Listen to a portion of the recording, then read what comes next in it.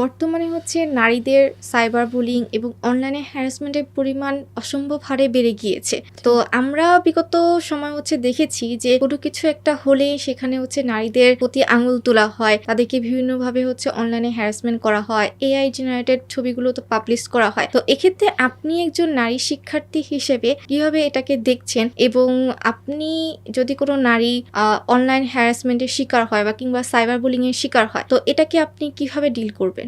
আমি মনে করছি যে বর্তমানে সাইবার বুলিং এবং স্লাশিমিং এর যে বিষয়টা, এটা আসলে অনেক বড় আকার ধারণ করেছে। প্রতিটা পদক্ষেপে আমরা দেখতে পাচ্ছি, আমরা যেভাবে দেখছি যে নারীরা সব ক্ষেত্রে এগিয়ে আসছে, আবার দেখতে পাচ্ছি যে তারা সব ক্ষেত্রেই অন্যদের দ্বারা এই ধরনের যে সাইবার বুলিং বা স্লাশিমিং এর যে বিষয়গুলো, এগুলোর শিকার হচ্ছে।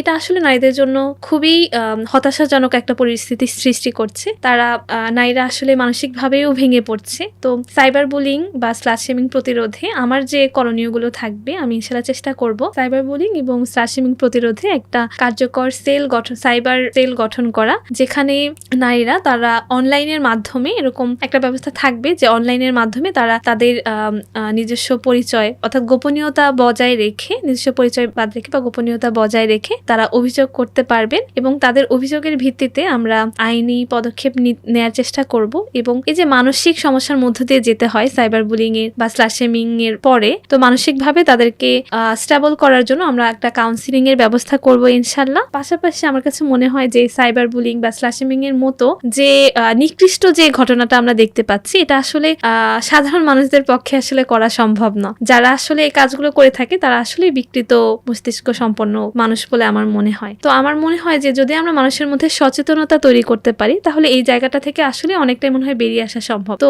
আমার চেষ্টা থাকবে যে সাইবার বুলিং বা স্লাশিমিং প্রতিরোধে সচেতনতামূলক কিছু ক্যাম্পেইন বা কর্মশালার আয়োজন রাখা, যার মাধ্যমে আমরা সবাইকে সচেতন করতে পারবো, যাতে এই যে নিকৃষ্ট যে অপরাধটা আমরা দেখছি খুব দ্রুত গতিতে ছড়িয়ে পড়ছে, এটা যাতে অনেকাংশেই কমিয়ে আনা যায়, এবং নারীদের যে সম্মান এবং অধিকার, তারা যাতে সরাসরি হোক বা অনলাইনে হোক, তারা যেন স্বাধীনভাবে তাদের মতামতটাকে প্রকাশ করতে পারে, তুলে ধরতে পারে। এক্ষেত্রে যেন মানুষের দ্বারা কোনোভাবে তারা হেয় প্রতিপন্ন না হয়, এই বিষয়গুলো অনেকাংশেই ঠিক হবে বলে আশা করছি।